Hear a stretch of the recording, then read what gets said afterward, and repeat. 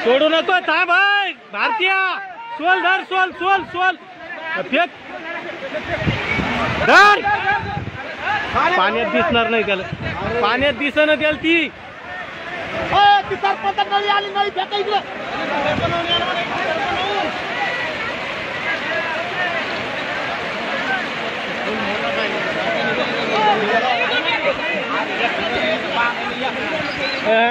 मोठी सोल पाहिजेत मोठी सोल जोडी पाहिजेत फेक नळी तशी फेक सरपंच नळी चांगली आहे का